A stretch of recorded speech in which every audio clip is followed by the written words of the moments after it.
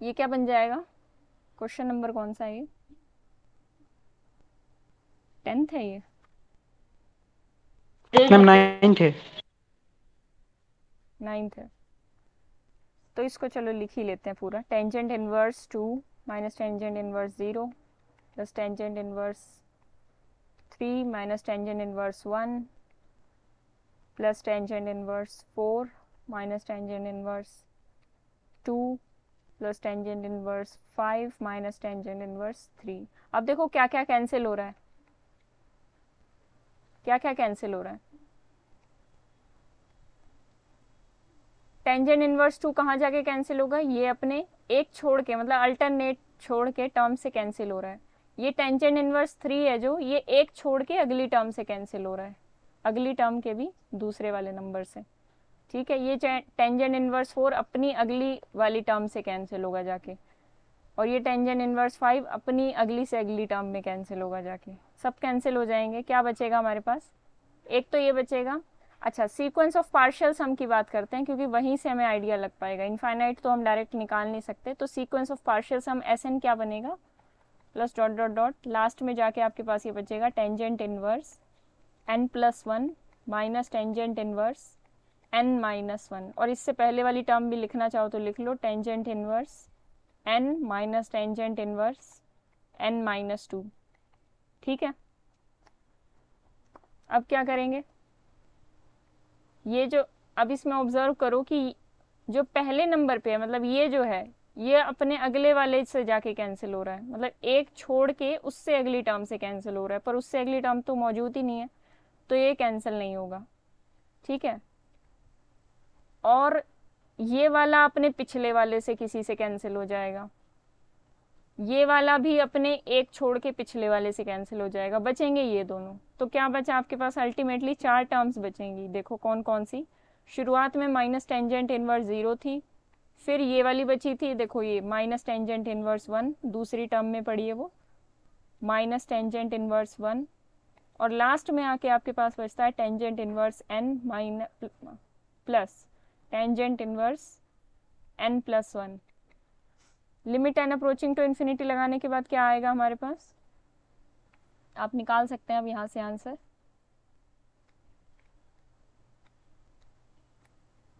निकाल के बताओ जल्दी।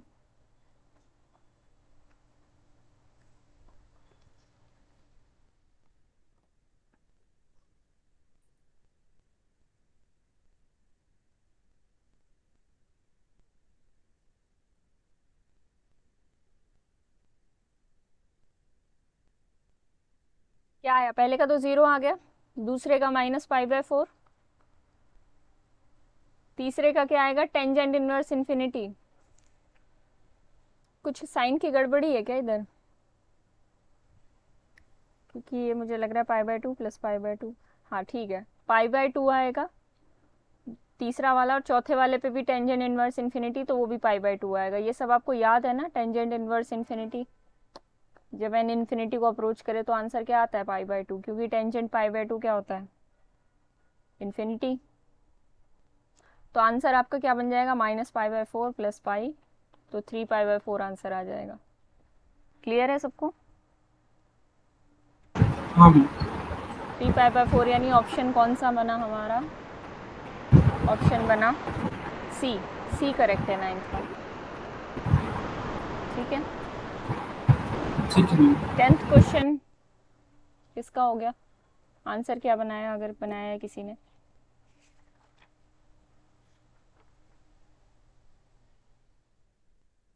टेंथ क्वेश्चन का आंसर डी है, किसी का आया? ये तो फिर हम डिस्कस करते हैं।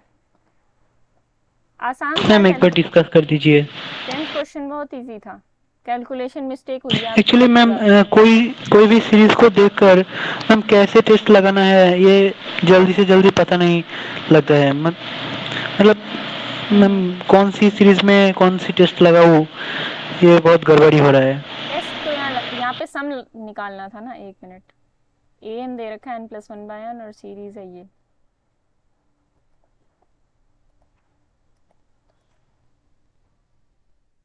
ए एन क्या गिवन है?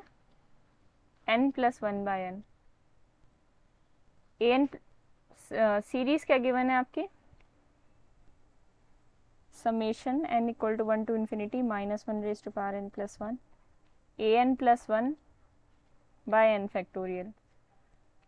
आप यहाँ पे ज़्यादा दिमाग मत लगाओ, जो दे रखा है उसको यूज़ करना चाहिए पहले तो। अब आपके पास आपको ये दो चीज़ें दे रखी हैं और इसका सम निकालना है, तो जब तक आपको ए एन प्लस 1 नहीं पता चलेगा आप सम कैसे निकालोगे। लेकिन उन्होंने ए एन की वैल्यू दे रखी है तो आपको ए एन प्लस 1 पता है, एन की जगह एन प्लस 1 रिप्लेस करोगे ए एन में तो ये बन जाएगा। इस सीरीज़ को इस टर्म्स में लिखा जा सकता है फिर कैसे, ए एन प्लस 1 हमारा बन जाएगा n plus 1 plus 1 by n plus 1 divided by n factorial. ठीक है, अब बीइंग अ मैथ स्टूडेंट आपको सॉल्व करना है आगे, और कोई चारा नहीं दिख रहा है यहाँ पे, कुछ अजीब सी सीरीज बन गई है।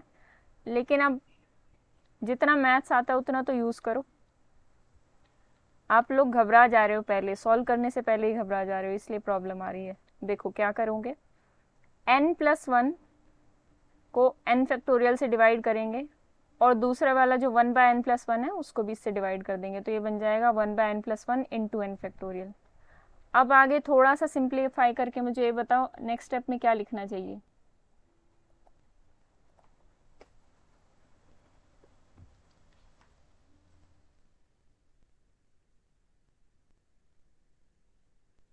बताओ, देखो क्या करना है। अब मैम थोड़ा राइट हैंड साइड तो n प्लस 1 फैक्टोरियल बन जाएगा। Right hand side 1 by n plus 1 factorial बन जाएगा। लेफ्ट हैंड साइड में आप क्या देख पा रहे हैं, और कुछ किया जा सकता है और सिंप्लीफाई किया जा सकता है।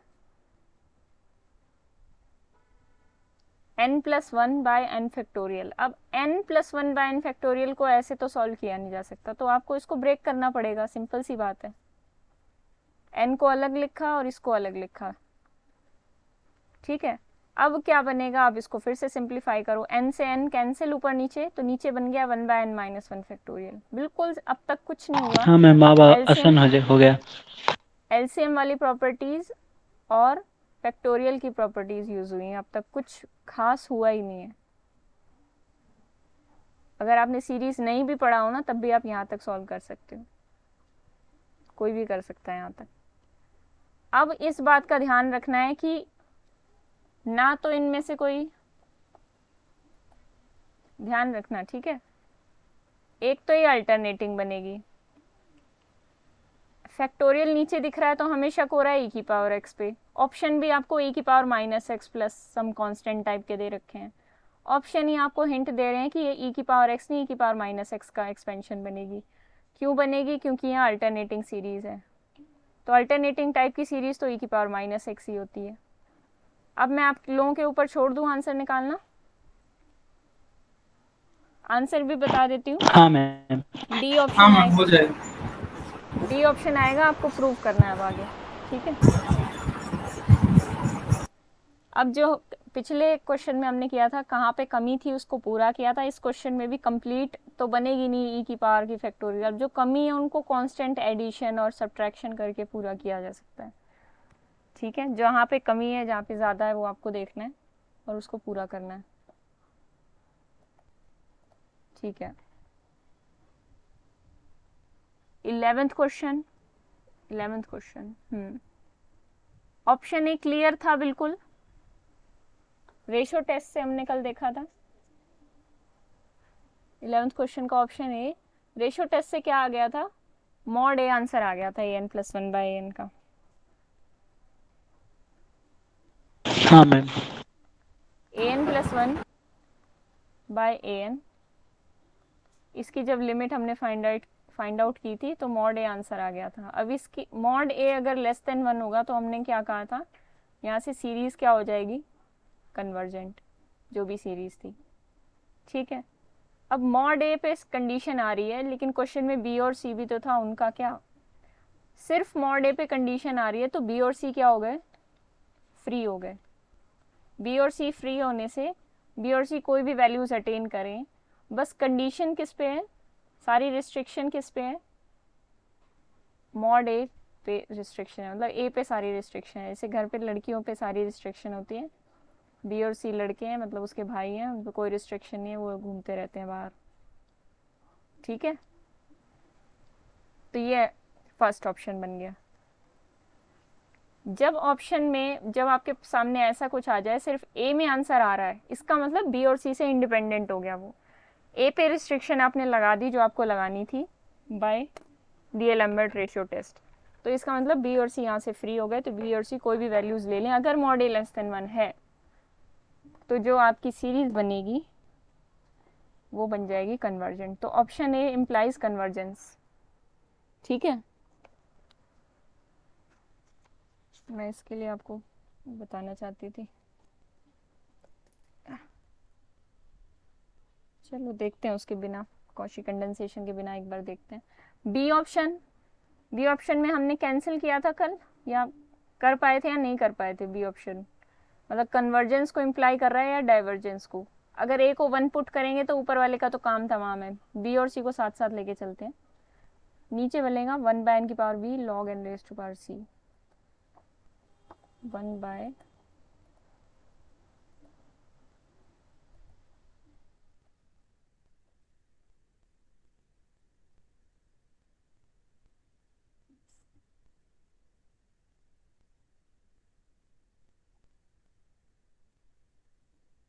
n⁻p log n⁻c, ये बन जाएगा आपका, क्योंकि उन्होंने ऑलरेडी पुट करवा दिया है ए को 1 और फिर बोला है b greater than 1 c belongs to R. अब यहाँ पे बोला है बी ग्रेटर देन 1 और सी बिलोंग्स टू आर। ठीक है, वैसे अब यहाँ पे आप दो केसेस बना सकते हैं, log n⁻c summation c greater than 0, c equal to 0 का तो एक केस बनेगा, 3 केस बना लो, c greater than 0, c less than 0 और c इक्वल टू 0। ठीक है, b तो ग्रेटर देन 1 उन्होंने अच्छा भला बोला ही हुआ है। ठीक है, तो नीचे कुछ ना कुछ पॉलिनोमियल टाइप की बनेगी, n² n³ कुछ इस टाइप की बनेगी। c ग्रेटर देन 0 है तो log n⁻c रहेगा, मतलब ये नीचे का नीचे ही रहेगा। ठीक है, अब इस पे आप वो नहीं लगा सकते इंटीग्रल टेस्ट।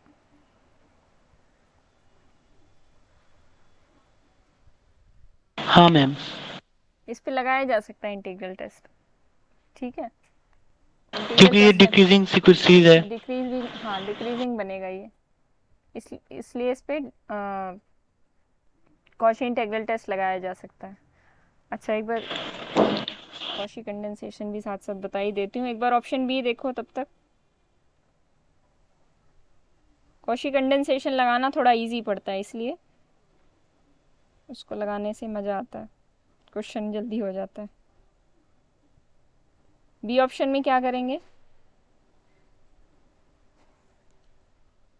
बी ऑप्शन में c लेस देन 0, अब तो क्या होगा, ऊपर चला जाएगा। एक सेकेंड, 1 मिनट रुकना।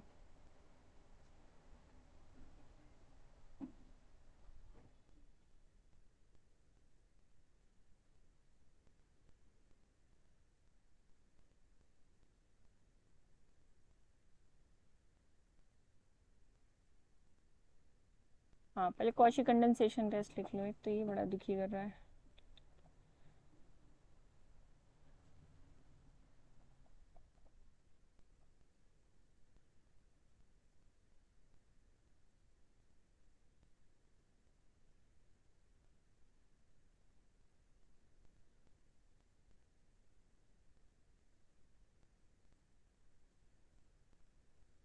देखो कॉशी कंडेंसेशन टेस्ट क्या कहता है,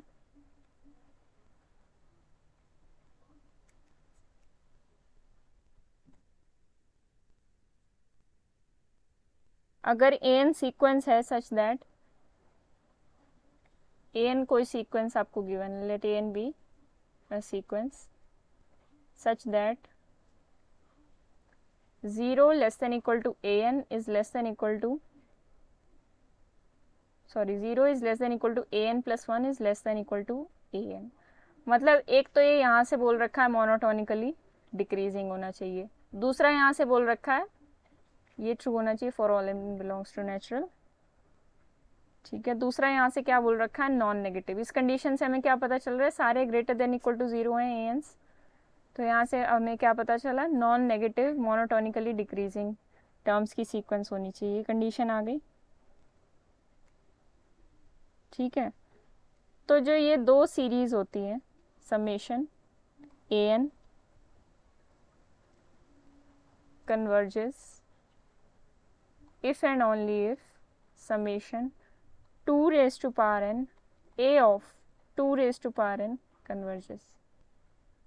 इन दोनों सीरीज का बिहेवियर सेम होता है। अगर एक कन्वर्ज करेगी तो दूसरी कन्वर्ज करेगी, एक डाइवर्ज करेगी तो दूसरी डाइवर्ज करेगी। तो हमें इसको चेक करने में दिक्कत हो रही है, तो हम क्या करते हैं, इसको चेक कर लेते हैं। ज़्यादातर कब लगाया जाता है कॉची कंडेंसेशन टेस्ट, जिसमें लॉग एन एन इस टाइप की टर्म्स आ रही हो, मतलब लॉग एन की इन्वॉल्वमेंट होती है जहाँ पे, वहाँ से देखा जाता है। ठीक है, तो अब आते हैं अपनी पिछली बात पे। लिख लिया सबने? सी लेस देन 0 के लिए क्या होगा, कुछ ना कुछ मतलब ये हो जाएगा लॉग एन। मैम हाँ, एक बार लास्ट लाइन बता दीजिए कॉची कंडेंसेशन टेस्ट का। Summation a n converges if and only if and only summation 2 raise to power n a into 2 raise to power n converges. इसको चेक भी किया जा सकता है, एक बार मैं चेक करके दिखाती हूँ। ए एन नहीं है, वो एन को किससे रिप्लेस कर दिया है, इस एन को रिप्लेस कर दिया है 2 रेज टू पावर एन से, और 2 रेज टू पावर एन एक नंबर है जिससे मल्टीप्लाई भी कर दिया है हर एक टर्म में। जैसे आपको इसको चेक करना है ना, 1 by log N raise to power p, इसको हम किससे कर चुके हैं, कॉची इंटीग्रल टेस्ट से भी कर चुके हैं। ये monotonically decreasing non negative term की सीक्वेंस होती है when P is greater than 0। तो इसको चेक करने के लिए हम क्या करेंगे, 2 raise to power n a to n निकालेंगे, a 2 raise to power n. तो 2 रेज टू पावर एन से तो पहले मल्टीप्लाई करना है, फिर ये जो ए एन है इसमें एन की जगह हमें क्या पुट करना है, 2 रेज टू पावर एन। तो ये क्या हो जाएगा, एन की जगह 2 raise to power n put करेंगे, ये आ जाएगा। एन की जगह फिर से 2 raise to power n put करेंगे, ये आ जाएगा। ये से ये कैंसिल। अब ये क्या बन गया, 1 by N raise to power 1 by n log 2 raise to power p. ठीक है, क्लियर है यहाँ तक सबको? अब क्या करेंगे, दोनों पे अलग अलग पावर्स ले लेते हैं, 1 by N raise to power P और log 2 raise to power P. अब आपको यहाँ से क्या पता करना है कि ये जब कन्वर्ज करेगी तब ये वाली कन्वर्ज करेगी सीरीज, इससे जो सीरीज बनेगी और इससे जो सीरीज बनेगी एक टाइम पे ही कन्वर्ज करेंगी। तो जो नीचे वाली सीरीज है उसमें ये log 2 raise to power p तो क्या है, कांस्टेंट है। लॉग 2 की पावर कुछ भी हो जाए वो तो कांस्टेंट ही रहेगा, क्योंकि पी कोई ना कोई फिक्स नंबर है, so this is a constant. अब बची बात किस पे, 1 by N raise to power p. ठीक है, आप इस पे लिमिट कंपैरिजन लगा दो, when p is greater than 1। Limit comparison लगा के देखना, जब p ग्रेटर देन 1 होगा तो ये सीरीज कन्वर्जेंट होगी, और p less than equal to 1 के लिए डाइवर्ज करेगी by limit comparison test. Limit comparison ना भी लगाते तो अपना एक सिंपल सा लॉजिक लगाओ, इस सीरीज को हम किसी ना किसी कांस्टेंट से मल्टीप्लाई कर रहे हैं, तो कांस्टेंट मल्टीप्लाई करने से तो सीरीज की कन्वर्जेंस डाइवर्जेंस पे असर नहीं पड़ता ना। Log 2 raise to power p क्या है, एक कांस्टेंट ही तो है, तो इसकी कन्वर्जेंस डाइवर्जेंस पे फर्क नहीं पड़ेगा। जब हमने कॉची इंटीग्रल टेस्ट में सेम एग्जांपल देखा था तब आपको याद होगा कि हमने कहा था इसका बिहेवियर किसकी तरह होता है, 1 by N raise to power p की तरह। ये जब p ग्रेटर देन 1 होता है तब कन्वर्ज करती है और लेस देन इक्वल टू 1 के लिए डाइवर्ज करती है। कॉची कंडेंसेशन ने भी आपको वही बताई, दोनों ने सेम रिजल्ट दिया। इससे थोड़ा इजी था निकालना, इंटीग्रेशन वगैरह नहीं करना पड़ा हमें। ठीक है ना? हाँ मैम ठीक है, और ये इजी भी है मैम। हाँ, ये इजी है अप्लाई करना। मैम ये डिक्रीजिंग सीक्वेंस कैसे है?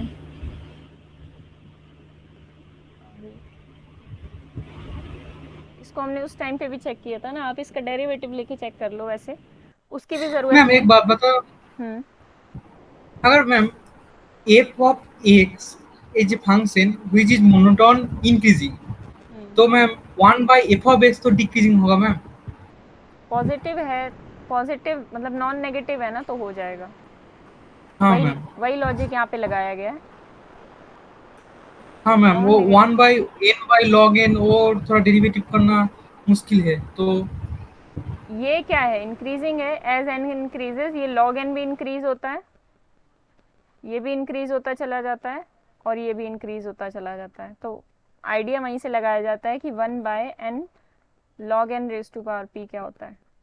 इसका रिवर्स कर देंगे तो नीचे वाली टर्म्स तो बढ़ती चली जाएगी ना, लॉजिक है सिंपल सा, नीचे वाली टर्म्स बढ़ती चली जा रही है जैसे जैसे n की वैल्यू बढ़ रही है, लेकिन कंप्लीट टर्म इसका रिवर्स क्या है, ये जो 1 समथिंग है ये क्या होता है, डिक्रीज होता चला जा रहा है। ठीक है, वो लॉजिक लगा सकते हैं, बिल्कुल लगा सकते हैं, क्योंकि यहाँ पॉजिटिव टर्म्स की है तो लगा सकते हैं, और सिर्फ नेगेटिव टर्म्स की होगी तो भी लगा सकते हैं। ठीक है, तब भी उल्टा हो जाता है, अगर सिर्फ नेगेटिव टर्म्स की होगी और अगर ऊपर कुछ है जो भी टर्म्स हैं, मतलब कोई भी फंक्शन है, ठीक है, अगर वो इंक्रीजिंग है तो 1/fx डिक्रीज हो जाएगा। ठीक है, तो सेम लॉजिक, अगर सिर्फ पॉजिटिव टर्म की और अगर सिर्फ नेगेटिव टर्म की तब लगाया जा सकता है, अगर मिक्स है तो ऐसे हम डायरेक्टली नहीं बोल सकते। अच्छा, इसके लिए कुछ ऐसा बना था, c<0 था, तो मैं एक बार मान लेती हूँ c सम -k हो जाएगा और ये -k ऊपर आके k हो जाएगा।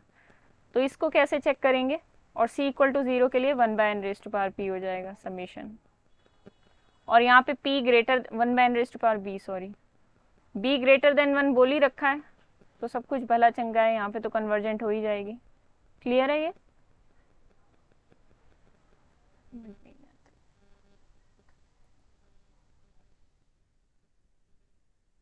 हाँ बताओ, फर्स्ट और थर्ड केस क्लियर है? फर्स्ट कब कन्वर्ज करता है, हाँ मैम। ये वाला कब कन्वर्ज करता है, अभी हमने इसको देखा, convergence if and only if b is greater than 1, और b ग्रेटर देन 1 तो गिवन है। ये वाले केस में भी ये कब कन्वर्ज करेगा, when b is greater than 1 by p test, harmonic p series test, तो b ग्रेटर देन 1 तो दे ही रखा है, तो वेल एंड गुड। ठीक है, इसको भी आप चेक कर सकते हैं, बीच वाले को, बीच वाले के लिए आपको क्या करना होगा, इसको किसी न किसी कन्वर्जेंट सीरीज से आपको कंपेयर करना होगा, नीचे b है ना,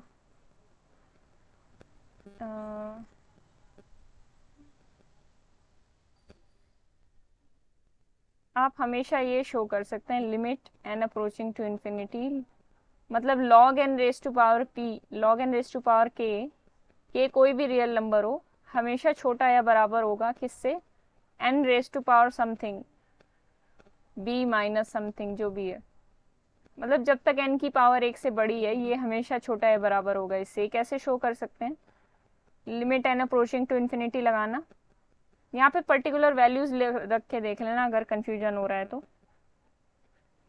और इसमें एक बार ये चेक करो कि ये मोनोटोनिकली डिक्रीजिंग है, तो फिर इसमें हम कॉची कंडेंसेशन भी लगा सकते हैं,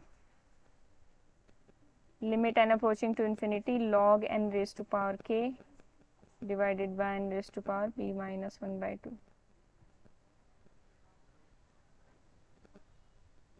b ग्रेटर देन 1, तो वो b पे डिपेंड करेगा कितना ग्रेटर है।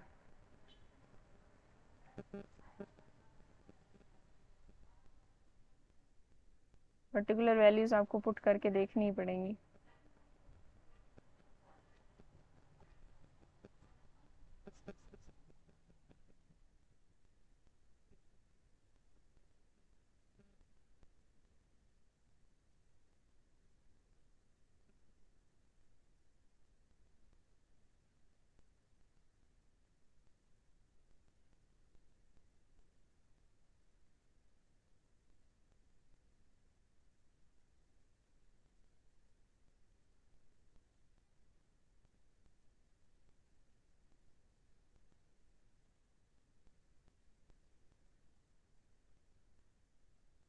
ठीक है, मोनोटोनिकली डिक्रीजिंग ही आएगा। इसको चेक करो, डेरिवेटिव निकाल दिया मैंने, देखो सिंपल तरीका ही कर लेते हैं, वो फिर आपको प्रॉब्लम करेगा। देखो क्या किया है, इसका डेरिवेटिव कर लिया, इसका डेरिवेटिव करेंगे तो क्या आएगा, नीचे तो n raise to power 2b आ रहा है, ऊपर v एज इट इज, इसका log n raise to power k का k into log n k minus 1, और log n का 1/n से डिवाइड हो जाएगा, minus log n raise to power k as it is और इसके साथ क्या बनेगा, B N B minus one, N raise to power B minus one cancel हो जाएगा। अगर ये यहाँ से कटेगा तो N raise to power B minus one बचेगा। N raise to power B minus one ऊपर नीचे से कॉमन लेके काट देंगे तो ये बचेगा के log N raise to power K minus one minus log N raise to power K into B.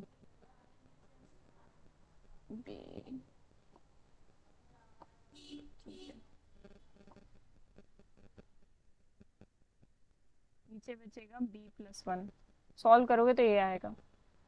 ठीक है, अब देखो ये तो पॉजिटिव आएगा हमेशा, ये क्वांटिटी और ये क्वांटिटी हमेशा पॉजिटिव आएंगी। ठीक है, b भी हमेशा पॉजिटिव आएगा, b greater then one given है। एक सेकेंड, के आ रहा है ये,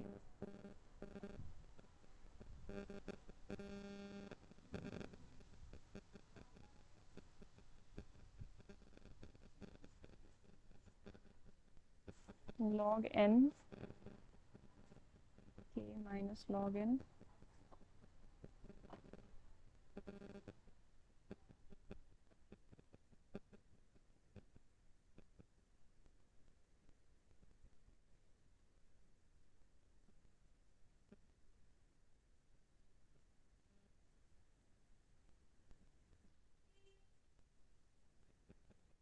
गड़बड़ हुई है डेरिवेटिव करते हुए या तो।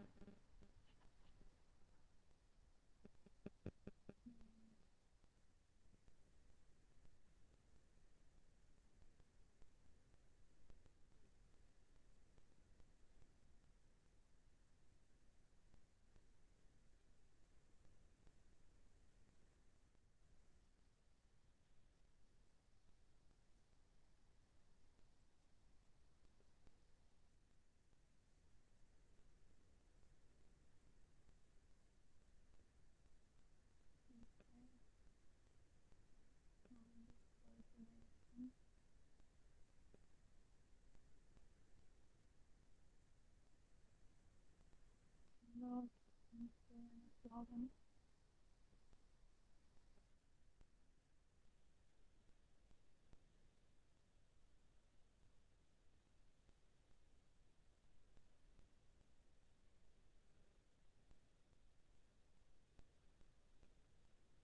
देखना पड़ेगा इसको, और कोई तरीका या तो देखें। चलो मैं इसका प्रूफ करके भेजती हूँ आपको फिर रात तक।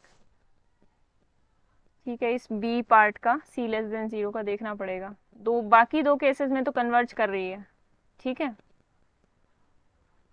तो अगर इस केस में भी कन्वर्ज कर गई तो उन्होंने पूछा नॉट कन्वर्जेंट वाला ऑप्शन पूछा ना आपसे, which of the following series which of the following values do not result in the convergence, तो बी ऑप्शन आई थिंक आएगा नहीं। देखें जरा आंसर क्या है इसका, क्वेश्चन नंबर 11 का आंसर सी है, बी ऑप्शन नहीं आएगा। देखती हूँ मैं इसका सी लेस देन जीरो वाला केस। अच्छा, सी ऑप्शन में क्या देख सकते हैं हम, कहीं भी से कन्वर्जेंट डाइवर्जेंट कुछ बनाया जा सकता है, equal to one, B greater than equal to zero और C less than one.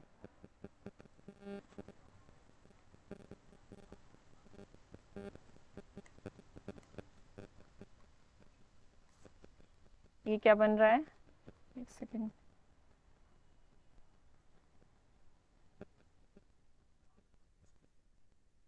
N one by N raise to power B log N raise to power A, और यहाँ पे बोल रखा है तीसरे ऑप्शन में बोल रखा है A one B greater than equal to zero C less than one. A one कर ही लिया है हमने already, B less than equal to zero, फिर से बोलिए, B greater than equal to zero और C less than one. C less than one है और B greater than equal to zero है।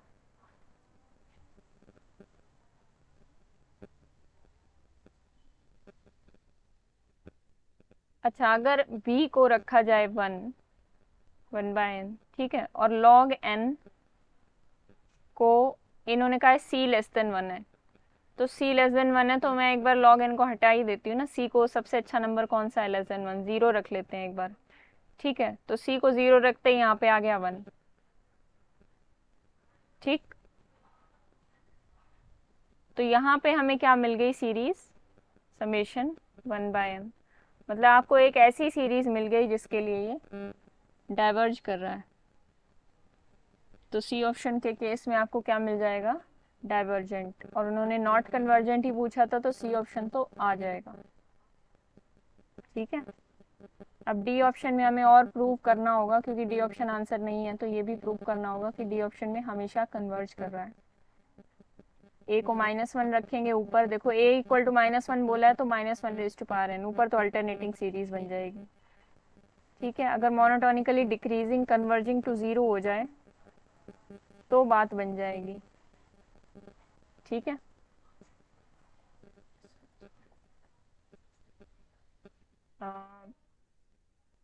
ऊपर तो बन जाएगा -1n, और नीचे बन जाएगा, नीचे क्या बनेगा, b greater than equal to 0, c greater than 0, b greater than equal to 0, c greater than 0। अब ग्रेटर देन इक्वल टू 0 और ग्रेटर देन 0 होने से ये फायदा तो हुआ कि ये नीचे के नीचे ही रहेंगे, ठीक है। अब ये चीज क्या है, limit n tending to infinity तो हमेशा 0 पे ही जाएगी। आवाज आ रही है ना मेरी? हाँ हाँ मैम। ठीक है, वो अभी हमारा सेकंड पार्ट रह गया, उसको करते हैं, करके भेजती हूँ मैं आपको। तो limit n tending to infinity तो इसकी हमेशा 0 आएगी, क्योंकि 1/∞ इंटू इन्फिनिटी फॉर्म बनेगी, तो 1/∞ यानी 0 को अप्रोच करेगी। दूसरी बात यहाँ पे ये कि ये मोनोटोनिकली होनी चाहिए decreasing. Monotonically decreasing decreasing. Easily prove कर सकते हैं, क्योंकि आप इसको देखेंगे, अभी हम जो मेथड कर रहे थे जिसमें हमें डेरिवेटिव ना करना पड़े, n⁻p और log n⁻c, मतलब इसका जो रेसिप्रोकल है log n⁻c, ये जो रेसिप्रोकल है ये क्या होता है, मोनोटोनिकली इंक्रीजिंग होगा। नहीं तो आप इसका डेरिवेटिव भी करके चेक कर सकते हैं अगर विश्वास ना हो तो, ठीक है। तो ये होता है मोनोटोनिकली इंक्रीजिंग, जैसे जैसे इनकी वैल्यूज आप इंक्रीज करेंगे इसकी वैल्यू इंक्रीज होगी, ठीक है। तो इसका रेसिप्रोकल जो कि होता है ये 1/n⁻b log n⁻c, ये हो जाएगा मोनोटोनिकली डिक्रीजिंग। अब यहाँ पे आप लेबनीज टेस्ट लगा सकते हैं। लेबनीज टेस्ट के अकॉर्डिंग ये 0 पे जा रहा है, मोनोटोनिकली डिक्रीजिंग है, तो ये जो अल्टरनेटिंग सीरीज बनेगी ये क्या हो जाएगी, कन्वर्जेंट हो जाएगी। कन्वर्जेंट। ठीक है, तो बी ऑप्शन ही बचा, उसको देखते हैं। बाकी जिस जिसमें कंडेंसेशन टेस्ट लग रहा है, अब आपका काम ये, जिस जिसमें कंडेंसेशन टेस्ट लग रहा हो, एक से ज़्यादा ऑप्शंस में भी लग सकता है, ट्राई करके देखना, लगा के देखना। बस ये पता करना होता है पहले मोनोटोनिकली डिक्रीजिंग है तो बस टेस्ट लगा दो। नॉन नेगेटिव तो बन ही रहा है हर केस में, नॉन नेगेटिव की तो कोई प्रॉब्लम ही नहीं है। एक्सपोनेंशियल है, लॉग है, n⁻b है, तो बस आपको मोनोटोनिकली डिक्रीजिंग चेक करना और देख के आना किस किस में कंडेंसेशन लग रहा है, ठीक है। बी ऑप्शन ठीक है मैम। डिस्कस करेंगे नेक्स्ट क्लास में, या अगर प्रूफ हो जाएगा तो मैं लिख के भेज दूंगी। 12th क्वेश्चन में फर्स्ट पार्ट तो सबका हो गया था, an वाला, हाँ मैम, सेकंड नहीं हुआ। bn वाला बचा होगा। सेकंड के लिए आप वो भी तो सोच सकते थे, मैंने आपको सेजारोस थ्योरम कराई थी। सेकंड ऑप्शन किस तरीके से डिफाइन किया हुआ है इन्होंने, मुझे तो सबसे अच्छा तरीका यही लगा। cn क्या डिफाइन किया हुआ है एक बार बोलना, summation k equal to 0 to n an minus k a k, summation k equal to 0 to n, तो ये क्या बन जाएगा, an a0 plus a1 an-1 a1 plus up to so on करते करते करते जाएंगे हम। तो ये बन जाएगा A0, लास्ट वाली टर्म बनेगी A0 AN। ठीक है, एक मल्टीप्लिकेशन में डिक्रीज होती जा रही है और एक इंक्रीज होती जा रही है। इन्होंने पूछा है limit N approaching to infinity CN, यानी इस सीरीज का सम, मतलब डाइवर्ज करेगी या कन्वर्ज करेगी, पहले तो ये चेक करना है। तो अगर मैं इस दोनों तरफ n+1 से डिवाइड कर दूं, देखो क्या होगा, क्योंकि सिज़ारोस थ्योरम क्या कहती थी, किसी को याद है? अगर दो सीक्वेंस हैं AN A पे कन्वर्ज करता है, BN B पे कन्वर्ज करता है, तो ये जो सीक्वेंस हमारा नया मैम ए CN बी फॉर्म पे होगा, जाएगी। क्या? हाँ, ये वाली सीक्वेंस जो मैम नई नया बनेगी, सीक्वेंस ए बी पे जाएगी। नया सीक्वेंस जो बनेगा A1 BN plus up to so on AN B1।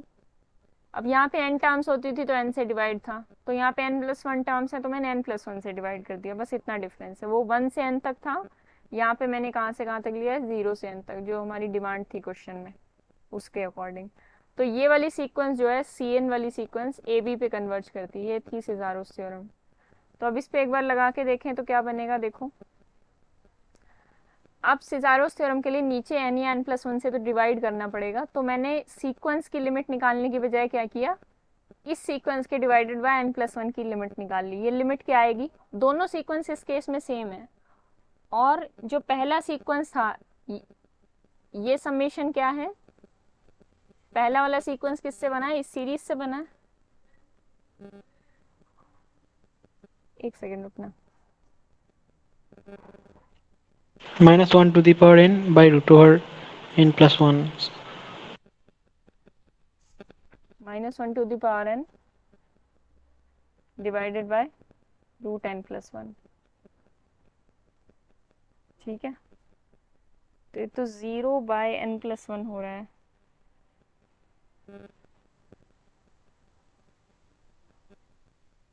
Zero आ रहा है, सेकेंड, उस वक्त तो मैंने कुछ और सोचा था। ये लिमिट 0 आ जाएगी ना फिर, क्योंकि limit n tending to infinity तो 0 आएगी। उस वक्त मैंने सीरीज का सम निकाला था, ऐसा क्यों किया था मैंने? अच्छा अच्छा अच्छा अच्छा, AN तो एक सीक्वेंस है जो 0 पे जा रहा है, सीक्वेंस है वो तो, लेकिन उन्होंने सीरीज के बारे में हाँ मैम पूछा। वो तो ठीक है, वो तो सीक्वेंस है। सीक्वेंस है जो 0 पे ही जा रहा है, सभी तो ठीक है, ठीक है मैम। सीक्वेंस है जो 0 पे जा रहा है। तो ये किस पे जाएगा, 0 × 0, यानी 0 पे ही मैम जाएगा जीरो ये। जीरो पे ही जाएगा। हम्म, यहाँ से थोड़ी गड़बड़ हो रही है। ये लिमिट हमारे पास 0 आ गई, CN/n+1। तो यहाँ से हमें क्या पता चलेगा, नीचे वाला डोमिनेट करेगा, पर उससे फ़ायदा नहीं हुआ ना। फिर हमें या तो इसको एक्सपैंड ही करना पड़ेगा।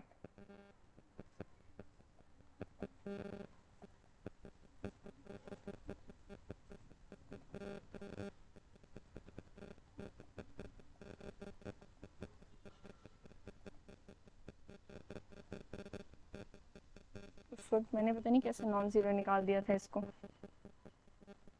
वहाँ से डाइवर्जेंट आ गई थी। इसका मतलब नीचे वाला आपका डोमिनेट कर रहा है, CN=n=n+1 for all n greater than equal to m।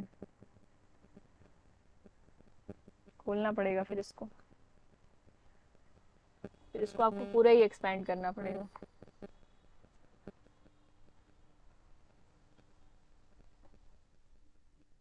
Expand करेंगे तो क्या आएगा, कर लेते हैं, कोई बात नहीं। C1 क्या आएगा, AN 1 से स्टार्ट हो रहा है, 0 से स्टार्ट हो रहा है, ठीक है। तो C1 बन जाएगा यहाँ से, आपको इसमें स्क्वीज वगैरह कुछ ऐसा लगाना पड़ेगा, मतलब लेस देन या ग्रेटर देन ला के दिखाना पड़ेगा इसको किसी से। कौन सा था ये क्वेश्चन नंबर, 12th क्वेश्चन।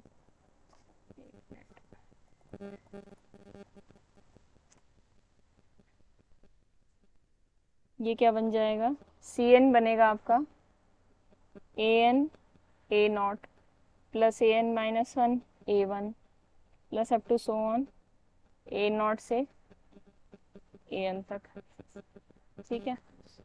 तो ये टर्म्स क्या बनेंगी, -1 raise to power n divided by 1 plus n का रूट। ए नॉट तो 1 ही बन जाएगा।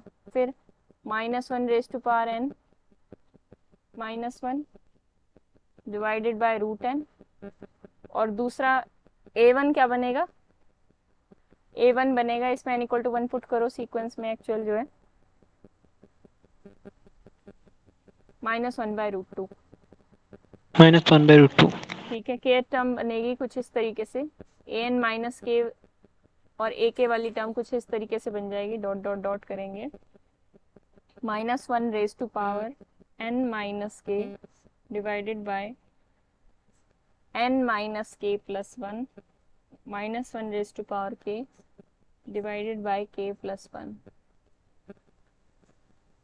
ठीक है, और n टर्म लास्ट टर्म बनेगी -1 raise to power n 1 plus n, a naught into A N है ना लास्ट टर्म, तो यही बन जाएगी। अब हमें थोड़ा सा मैनिपुलेशन इसमें करना पड़ेगा।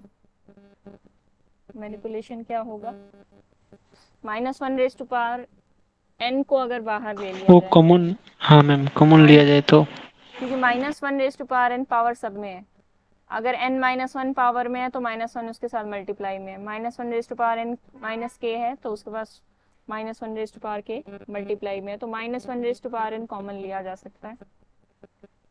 और क्या किया जा सकता है इसमें, अंदर क्या बनेगा देखो, उसके बाद 1/1 प्लस 1 n बाई, रूट,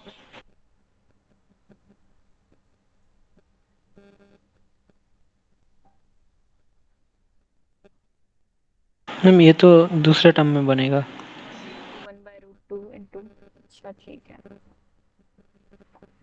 अच्छा, इसको मैं क्या करूंगी, देखो नेक्स्ट स्टेप में क्या करेंगे, इस √2 और इस √n को मल्टीप्लाई करके लिख देंगे। ठीक है, तो ये थोड़ा सा दिखने में आसान हो जाएगा, +1/√2n plus dot dot dot, मतलब मल्टीप्लाई करके लिख दी सारी टर्म्स। के टर्म बन रही थी n माइनस के प्लस 1 का रूट और k प्लस 1 का रूट। ठीक है, plus dot dot dot, last term बनेगी 1/√n प्लस 1। जो फर्स्ट टर्म है और लास्ट टर्म है, पहले भी सेम बन रही थी, अभी भी सेम बनेगी। ठीक है, अब ये सीरीज क्या बन जाएगी, इस सीरीज को क्या हम लिख सकते हैं किसी फॉर्म में, देखो क्या करें, Cn बन रहा है हमारा -1 raise to power n summation k equal to 0 to n 1 by, देखो किस पे समेशन चल रहा है, पहले तो इस बात पे ध्यान दो, n प्लस 1 यहाँ पे अलग ही अलग लिख लो इसको, 0 प्लस n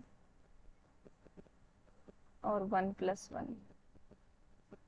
ठीक है, तो ये वाली टर्म्स तो क्या है, यहाँ पे √1 है, दो अलग अलग टर्म है, ये देखो √1 plus 0, √1 plus 1, √1 plus k up to so on जाके √1 प्लस n, ये बन जाएगी। तो ये क्या बन जाएगा, √1 प्लस k, एक टर्म तो ये बन जाएगी। दूसरी क्या बनेगी, दूसरी टर्म इस तरीके से बन रही है, n प्लस 1 है, रूट ओवर n माइनस के √ plus 1। n minus K plus 1, क्योंकि आपको इसी को देखना है ना, जो k टर्म है वहीं से आप निकाल सकते हैं, जो k टर्म है उसी को उठा के रख दो और k पे समेशन चला दो, बस सिंपल है, इतना देखना। ठीक है, इतनी कैलकुलेशन ध्यान से करनी है हमें कि किस तरीके से हो रही है। अब देखो यहाँ पे क्या हो रहा है, k प्लस 1 जो है हमेशा किससे छोटा होगा, n प्लस 1 से, और n माइनस के प्लस 1 हमेशा किससे छोटा होगा, n प्लस 1 से, ये भी n प्लस 1 से छोटा होगा। तो 1/k प्लस 1 छोटा है बराबर ग्रेटर देन इक्वल टू होगा 1/n प्लस 1 से, और 1/n minus K plus 1 greater होगा 1/n प्लस 1 से। ये ग्रेटर देन इक्वल टू या ग्रेटर देन जो भी आएगा देख लेना। ठीक है, तो यहां से हमें क्या मिल जाएगा, अब देखो रूट लगा लो दोनों तरफ, नो प्रॉब्लम।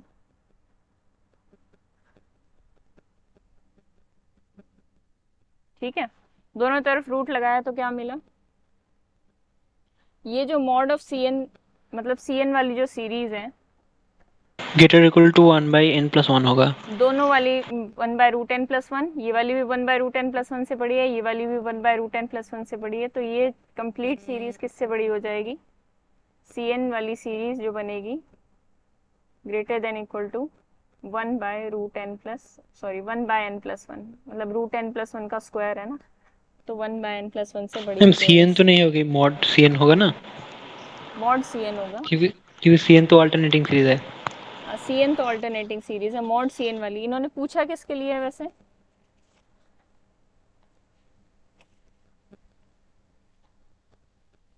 12th में पूछा किसके लिए है? मैम सी एन के लिए। अच्छा, मॉड सी एन तो डाइवर्ज कर गई, लेकिन सी एन वाली क्या होगी? सी एन वाली सीरीज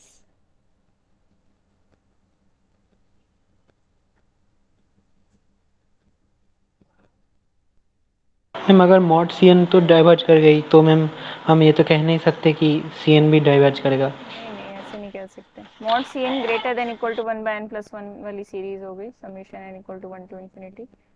तो यहाँ से ये हो जाएगा ना, मॉड सी एन वाली तो कर गई डाइवर्ज, लेकिन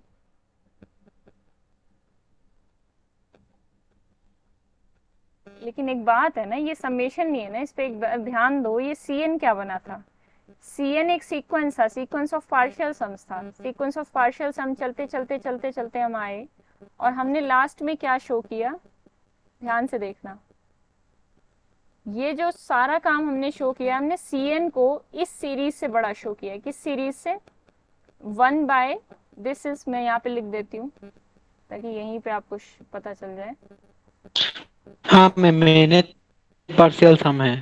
हाँ, वो पार्शियल सम है। तो जो सी एन वाली सीरीज है वो ग्रेटर देन इक्वल टू हो गई, मतलब सी एन वाला जो सीक्वेंस है वो इस सीरीज से बड़ा या बराबर हो गया, -1 की पावर n ग्रेटर देन हाँ इक्वल टू। मैम। तो जो मॉड सी एन है वो किससे बड़ा हो जाएगा? Mod of C N is greater than equal to summation, ये जो सीरीज बनेगी 1/n+1, n equal to 1 to infinity. अब ये जो सीरीज है इसका सम इनफाइनाइट आता है, तो मॉड ऑफ सी एन क्या हो गया? इन्फिनिटी को अप्रोच कर गया। इसका मतलब सी एन 0 को तो अप्रोच नहीं कर रहा होगा ना, प्लस और माइनस इन्फिनिटी को अप्रोच कर रहा होगा। मैम मतलब summation n equal to 1 to, थोड़ा नीचे स्क्रॉल करिए मैम। हम्म, बताओ। मैम समेशन मैम, और एक बार और थोड़ा ऊपर। हम्म,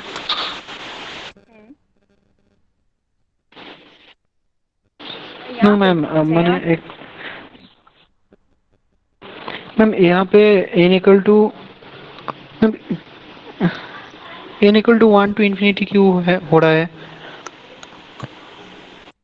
n equal to 1 to infinity इसलिए हो रहा है क्योंकि यहाँ पे हमने किससे कंपेयर किया था इसको? k+1 less than equal to 1, n+1 for all n greater n belongs to natural, ये भी for all n belongs to natural था। और मतलब k कहाँ से स्टार्ट हो रहा था? 1 से, 1 2 3, मतलब k और n दोनों यहाँ पे नेचुरल नंबर थे। k तो खैर 0 से ही था, k की वैल्यू 0 1 2 उसके लिए था ये। इधर भी k की वैल्यू 0 1 2 के लिए था, इधर भी k इज इक्वल टू 0 1 2 के लिए था। ये सारा k इज इक्वल टू 0 1 2 के लिए था, ठीक है। तो हर एक सी एन किससे बड़ा आ गया था? हाँ, समेशन k इक्वल टू 0 आएगा, 0 टू n आएगा। एक सेकंड रुकना, हाँ भाई एक बात है, this is true for all k belongs to natural and this is greater than equal to, हर एक टर्म हो रही है 1/n+1 1/n+1 इक्वल टू 1 के लिए भी 0 के लिए भी, ठीक है ठीक है ठीक है। ये k टाइम्स ऐड होगी, k पे समेशन चलेगा, यहाँ पे मैंने गलत लिख दिया है। k इक्वल टू 1 टू हाँ इन्फिनिटी, मैम, ये k तो पे की समेशन टाइम से चलेगी, होगी। क्योंकि जो सारी इधर टर्म्स बन रही थी ये ग्रेटर देन इक्वल टू कैसे बनी थी, 1/√n + 1, 1/√n + 1, फिर 1/√n + 1, √n + 1। तो ये k इक्वल टू 0 के लिए था, अगला k इक्वल टू 1 के लिए था, इसी तरीके से k इक्वल टू n तक के लिए थी ये सारी टर्म्स, क्योंकि हम क्या निकाल रहे थे, Cn निकाल रहे थे, तो n तक जाके वो लिमिट हो रहा था।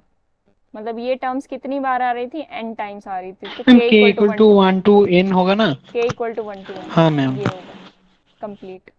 तो मॉड अभी Cn तो ठीक है इससे मैम। बड़ा आ जाएगा, तो मॉड Cn इससे बड़ा आ जाएगा।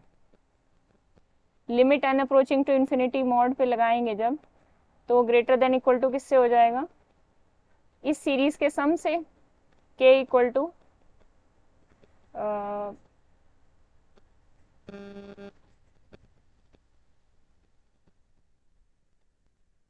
इनफाइनाइट टाइम्स ऐड करेंगे तो समेशन का अंदर का जो है वो के ऊपर डिपेंड नहीं करेगा। तो मैम ये भी तो हम लिख सकते वैसे हैं कि इसको n/n+1 भी लिख सकते हैं ना, k equal to 1 to n add हो रहा है। हाँ मैम, 1/1 + Cn n इज, भी तो लिख सकते हैं। ये लिख सकते हैं इसको, मॉड ऑफ Cn। अब इसका सम करना है हमें, k equal to 1 to n करना है, k को 1 रखेंगे, n रखेंगे, मतलब कितने टाइम्स ऐड करना है आपको 1/n+1 को, ये तो ऐसा कांस्टेंट एक्ट कर रहा है ना उसके लिए, तो k equal to 1 to n यानी n टाइम्स ऐड करना है, तो ये greater than equal to n/n+1 हो जाएगा। तो मॉड ऑफ Cn हमेशा n/n+1 से बड़ा होगा, n टाइम्स ऐड हो रहा है ना, इसलिए ऊपर n लिख सकते हैं। ये बात समझ में आ रही है? हाँ मैम। तो मॉड ऑफ Cn किसको कन्वर्ज करेगा, limit n tending to infinity अगर लगाएं मॉड ऑफ Cn पे, तो किस पे जाएगी, ग्रेटर देन इक्वल टू 1 होगी। तो इसका मतलब Cn 0 को अप्रोच नहीं कर रहा, तो कौन सी कंडीशन सेटिस्फाई नहीं हो रही, नेसेसरी कंडीशन सेटिस्फाई नहीं हो रही सीरीज की, तो समेशन n डाइवर्जेंट आ जाएगा। मैम पहला ma'am ma'am limit n tends to infinity mod Cn greater equal to 1, इसका मतलब मॉड Cn 0 में नहीं जा रहा है। मॉड Cn 0 पे नहीं जाएगा, तो मैम इससे हम कह सकते हैं कि Cn भी 0 में नहीं जाएगा। इसका मतलब ये हो गया ना, limit n tending to infinity mod Cn is greater than equal to 1 is not equal to 0, कहने का मतलब जो लिमिटिंग वैल्यू है इसकी, जो भी L आ रहा है, ये कुछ भी आएगा, L is greater than equal to 1, तो क्या कभी L 0 हो सकता है, ये जो भी L आएगी इसकी वैल्यू, इसकी लिमिट L आएगी, ये L is greater than equal to 1, इस मॉड ऑफ L लिख बोल सकते सकते हैं हैं, कि infinity equal to 0। Mod of L greater than equal to हाँ 0, हमें क्या तो कह रहे हैं, Cn हाँ के लिए Cn की चाहिए। बात, Cn के लिए चाहिए ना, mod L greater than equal to 1, तो L की वैल्यू कहाँ से कहाँ तक लाई करेगी, किसी चीज़ का mod greater than equal to 1 है, तो L की वैल्यू क्या हो जाएगी, ग्रेटर देन इक्वल टू 1 और लेस देन इक्वल टू -1, तो 0 से तो बहुत दूर होगी, यानी अगर रियल लाइन पे देखें तो 1 के इस साइड और -1 के इस साइड, तो 0 तो कभी नहीं आएगी ना, ये वैल्यूज ले सकता है आपकी L।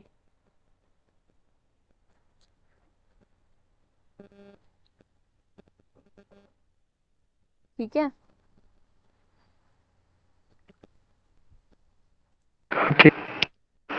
Mod L greater than equal to 1 मतलब 0 के तो बहुत दूर है। अगर ये भी बोल दिया जाए ना, mod L greater than equal to 1/2, तब भी वही बात है, कितने भी छोटे नंबर के साथ बोल दिया जाए कभी 0 को नहीं अप्रोच करेगा, यहाँ से हमें ये पता चलेगा। ठीक है, ये क्वेश्चन तो मुझे लगा हाँ मैम, अब मैंने गलती कर दिया था, मैंने इस सीरीज का सम कंसिडर कर लिया था उस टाइम, तो मैं सेजारोस थ्योरम लगाने लग गई। ठीक है, 13 मैम हो गया, ये क्वेश्चन समझ नहीं आया। समझ नहीं आया, अच्छा मैं अच्छे से लिख के भेज दूंगी, यहाँ पे अच्छे से लिखा भी नहीं हुआ है, इसका प्रूफ अच्छे से लिख के भेज दूंगी मैं। हाँ मैम मैम, इस अच्छे से ये लिख के सीरीज है भेज देना क्या? एक बार। हाँ बोलो, एकता बोलो। CN सीरीज है मैम इसमें? Cn एक सीक्वेंस है, Cn एक मैम एक बार सीक्वेंस है, क्वेश्चन की स्टेटमेंट दिखाना। सीक्वेंस ऑफ पार्शियल सम की तरह एक्ट कर रहा है वो। ये है ना ऊपर यहाँ पे ये।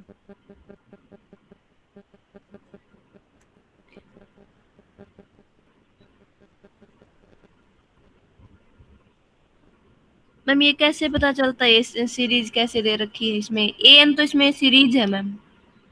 अगर सीरीज एन सीरीज नहीं है, सी एन एन भी अगर तो सीरीज होती सीक्वेंस तो है। K is equal to 0 to infinity होता। सी एन एक सीक्वेंस ऑफ पार्शियल सम है इस टाइप की सीरीज का। सीक्वेंस ऑफ पार्शियल सम भी बोल सकते हो आप सी एन को। प्लस अगर एन को मैंने भी सीरीज मानने की गलती की थी ना, वो मुझे वैसा -1 लगा तो मैंने झट से देख लिया ये एक सीरीज है, पर एन तो एक सीक्वेंस है एक था। नीचे कुछ भी पूछा हुआ है ऑप्शंस में उससे मतलब नहीं है। एन गिवन क्या है, सीक्वेंस की तरह गिवन है। सी एन भी एक सीक्वेंस ही है। फिर नीचे बोल रखा है कि ए एन और सी एन वाली जो सीरीज है वो कन्वर्ज करती हैं डाइवर्ज करती हैं। ठीक है, इसका मैं अच्छा सा प्रूफ लिख के भेज दूंगी। फिर उसी प्रूफ से अगर फिर भी समझ में ना आए तो फिर हम उस प्रूफ से उस फोटो से समझ लेंगे कल। ठीक है, मैं तो स्टेटमेंट में कंफ्यूज हो जाती हूँ, ये सीरीज सीक्वेंस है या सीरीज। सीक्वेंस और सीरीज में क्या डिफरेंस है? अगर समेशन इनफाइनाइट चल रहा है तो सीक्वेंस सीरीज है। यहाँ पे क्या गिवन था आपको? ए एन गिवन था -1/n/√n। अब ये तो सीक्वेंस ही है ना, इसमें तो कोई डाउट यस नहीं है। मैम। ठीक नो है, ये मैम। तो सीक्वेंस है, क्योंकि सीक्वेंस की टर्म्स कैसे लिखोगे? A1 लिखोगे कुछ एक टर्म आएगी, A2 लिखोगे कुछ दूसरी टर्म आएगी, इस तरीके से टर्म आती जाएंगी। अब Cn जो गिवन है वो ये है, क्या है? k = 0 to n an - k ak। ठीक है, अगर ये बोला जाए कि समेशन, ये जो सीरीज है, मतलब जब आप दोनों एक काम ये कर लो, limit n tending to infinity लगा लो Cn पे दोनों तरफ, summation k = 0 to infinity an - k ak। अब ये सीरीज है, अब ये एक सीरीज है। राइट हैंड साइड वाली एक सीरीज दिख रही है आपको, क्योंकि उस पर इनफाइनाइट समेशन चल रहा है। अब तो वो सीरीज है, वो सीरीज किस भी टाइप की है वो उससे फर्क नहीं पड़ रहा है, लेकिन वो k = 0 से इन्फिनिटी पे एक सीरीज है। उसका सम क्या आएगा, उसमें n और k दोनों है, उससे फर्क नहीं पड़ रहा है, पर अब ये सीरीज है। ठीक है, क्योंकि n अप्रोचिंग टू इन्फिनिटी हो गया तो n इन्फिनिटी पे चला गया, मतलब k 0 से इन्फिनिटी तक वेरी कर गया। अब लेफ्ट हैंड साइड पे आए तो देखा इधर तो एक सीक्वेंस है, तो यहाँ पे एक बात लिखी जा सकती है, यहीं पे तो सीक्वेंस ऑफ पार्शियल सम और सीरीज रिलेट होते हैं। Cn को आप क्या बोल सकते हो? सीक्वेंस ही है। Cn अभी भी एक सीक्वेंस है। Cn is a sequence of partial sum of this series. कौन सी सीरीज का? दिस an - k वाली, ak वाली, और समेशन किस पे चल रहा है? k पे। तो सीक्वेंस ऑफ पार्शियल सम्स है Cn, है तो Cn सीक्वेंस ही, और an भी एक सीक्वेंस है। जब तक समेशन इनफाइनाइट नहीं है, दो बस एक चीज रिमेंबर कर लो, जब तक समेशन फाइनाइट है एकता, तब तक ये सीक्वेंस है। इसीलिए यहाँ पे समेशन k 0 से n तक था, फाइनाइट सम था, तो ये सीक्वेंस था। जैसे ही समेशन इनफाइनाइट हो जाएगा इधर, तो राइट हैंड साइड वाली तो सीरीज बन जाएगी। ठीक है, और जो इसकी लिमिटिंग वैल्यू है वो एक सीरीज बन जाएगी, यानी Cn सीक्वेंस ऑफ पार्शियल सम बनेगा। करते करते प्रैक्टिस हो जाएगी, समझ में आ जाएगा। उस बुकलेट के क्वेश्चन ट्राई करते रहो जो मैंने दे रखी है क्वेश्चंस वाली। बताओ अभी क्लियर है? Yes ma'am. बस यहीं पे देखना है कि अगर कोई इनफाइनाइट सम है तो वो सीरीज है, इससे ज़्यादा नहीं। अगर कुछ फाइनाइट सम की प्रॉपर्टीज में दे रखा है, वो जैसे Cn को दे रखा था, तो Cn एक सीक्वेंस है। और Cn को ये भी बोला जा सकता है, नोट कर लो, sequence of partial sum of this series. Series कहाँ से कहाँ तक? k = 0 से इन्फिनिटी तक, ये बोला जा सकता है Cn को। तो यहाँ से सीक्वेंस ऑफ पार्शियल सम और सीरीज में रिलेशन पता चलता है। ठीक है, एग्जाम में थोड़ा दिमाग खराब हो सकता है ये सब कैलकुलेशंस करने में, तो ऐसे क्वेश्चंस को लास्ट के लिए छोड़ दिया करो। एग्जाम में जब ये क्वेश्चन दिखा तो लगा कि कुछ टेढ़ा मेढ़ा है इसमें, an के बारे में तो आप झट से बता सकते हैं। तो ऐसा कुछ लगे तो ऐसे क्वेश्चंस को बाद के लिए छोड़ दो, क्योंकि पहले इजी क्वेश्चंस करे जाते हैं। टेस्ट में भी जब आप क्वेश्चन अटेम्प्ट करते हो आप फंसे रह जाते हो, मुझे लगता है क्वेश्चंस में। पहला दूसरा क्वेश्चन आया नहीं हुआ, छोड़ो उसको वहीं पे। हाँ मैम, जो यही क्वेश्चन होता है टेस्ट में। नहीं होना चाहिए। प्रैक्टिस ऐसे डालो कि सबसे पहले जो क्वेश्चन आए, शुरू के 4 क्वेश्चन नहीं हुए कोई प्रॉब्लम नहीं है, 4 क्वेश्चन 5 क्वेश्चन नहीं हुए कोई दिक्कत नहीं है, लेकिन आगे वालों पे तो फोकस करो। हम क्या करते हैं, हम मुश्किल वालों में फंसे रह जाते हैं। अगर मैं शुरू में 4 ऐसे क्वेश्चन दे दूं जो आपके 40 मिनट ले लें, मुश्किल क्वेश्चन मैं शुरू में डाल दूं और बाद में मैंने बहुत ईजी डाल रखे हैं, आप 4 में फंसे रह गए, 5वें पे आए ही नहीं, तो आपने तो कुछ स्कोर ही नहीं किया। तो ऐसा नहीं होता एग्जाम में सारे डिफिकल्ट ही आएंगे या सारे इजी ही आएंगे, आपको ढूंढने होते हैं इजी क्वेश्चन। कोई भी एग्जाम हो आपको इजी क्वेश्चन ढूंढने हैं, पहले उनको सॉल्व करना है, फिर आपका कॉन्फिडेंस बढ़ेगा। अब आप 4 क्वेश्चन में फंसे रहे, आपसे एक भी क्वेश्चन हुआ, कॉन्फिडेंस वहीं गिर गया, फिर आगे क्वेश्चन होंगे ही नहीं। आप फिर कितना ही ट्राई कर लो, आपका कॉन्फिडेंस गिर गया, फिर आगे नहीं हो पाएंगे क्वेश्चन आपसे। तो हमेशा कोशिश किया करो कि इजी क्वेश्चन पहले करने हैं।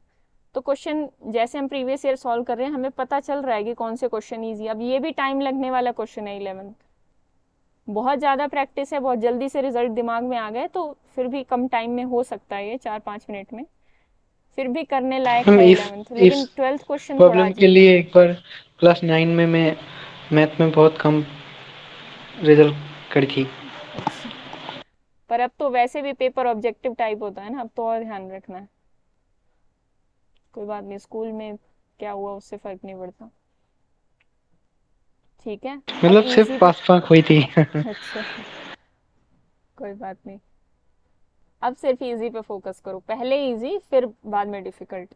अभी जैसे असाइनमेंट आप सॉल्व करते हो तो कैसे करना है, एक एक क्वेश्चन पे 15-15 मिनट लग रहे हैं, कोई दिक्कत नहीं है, अच्छे से सॉल्व करना है, पूरा एनालिसिस करना है, ये वाला ऑप्शन आया तो क्यों आया, दूसरा नहीं आया तो क्यों नहीं आया। एग्जाम में आपके 3 ऑप्शन कैंसिल हो रहे हैं, चौथा टिक करो और भागो। चौथे को ये नहीं सोचना कि इसका प्रूफ करके देखूं अभी मैं। एग्जाम में होती है जल्दी, बस एक कंफर्मेशन मिलना चाहिए कि मेरा आंसर करेक्ट है। अभी जो क्वेश्चन सॉल्व कर रहे हो एक एक ऑप्शन के पीछे पड़ जाओ कि ये क्यों आया, कैसे आया, एनालिसिस करो अच्छे से, ठीक है। और सारे ऑप्शन सारा क्वेश्चन पूरे ध्यान से पढ़ा करो। बहुत बच्चे ध्यान से नहीं पढ़ते हैं, ये गलती भी करते हैं, फॉल्स पूछा है ट्रू बता देंगे, ट्रू पूछा है फॉल्स बता देंगे, ठीक है। ये सब गलतियां सबसे होती है, मेरे से भी होती हैं, तो ये मत सोचो कि मुझसे ही हो रही है। ये प्रैक्टिस करो, उसके साथ ठीक हो जाएंगी सब गलतियां। एमसीक्यू क्वेश्चंस हैं आपके पास, उनसे प्रैक्टिस करते रहो। 13th हो गया था, 13 तो क्लास में ही हुआ था, 13 का आंसर कंफर्म करूं क्या फिर से? 13 का बी आएगा, हाँ मैम 14 का 13 आएगा, 14 का सी आएगा, हम 13 का 14 बी हैं। हाँ मैम ठीक है। 13 14 15 तीनों हो गए, मैं मान के चल रही हूँ, है ना। हाँ मैम वो 14 का सी, यस 15 का हाँ डी, मैम। ये तीनों क्लास में ही हो गए थे। अब 13 14 15 ये आए हुए हैं क्वेश्चन 2019 और 20 में। देखो कितने आसान क्वेश्चन हैं, ये तीनों क्वेश्चन करने लायक हैं देखते ही। अब ऐसे क्वेश्चन छोड़ने लायक नहीं होते, करने लायक होते हैं। आपको आ नहीं रहा वो बात अलग है, आ नहीं रहा, सिंपल क्वेश्चन भी नहीं आ रहा तो छोड़ दो। उस वक्त क्या होता है, अगर हम क्वेश्चन उस वक्त छोड़ देते हैं और वापस आके देखते हैं अगर, तो चांसेस ज़्यादा हैं कि दोबारा में हो जाएगा, मतलब दूसरी बार में वो क्वेश्चन आप कर लोगे, ज़्यादा चांसेस हैं। असाइनमेंट में भी अगर कोई क्वेश्चन नहीं आता उसको बार बार ट्राई करो, ऐसा नहीं है कि एक बार नहीं आया तो पूछ लिया। पूछा हुआ कभी भी दिमाग में नहीं रहता जब तक आप उसको खुद अच्छे से नहीं समझते। तो अभी तो आपके पास बहुत है प्रैक्टिस करने के लिए टाइम, एग्जाम में तो चलो 1 ही 2 बार देख पाओगे, कई बार दोबारा लौट के आना भी मुश्किल नहीं होता, मतलब मुश्किल हो जाता है, ठीक है। 16th का ए डी है, ठीक है। ए और डी, फर्स्ट वाली एब्सोल्युटली कन्वर्जेंट है, हाँ सेकंड वाली कंडीशनली कंडीशनल कन्वर्जेंट।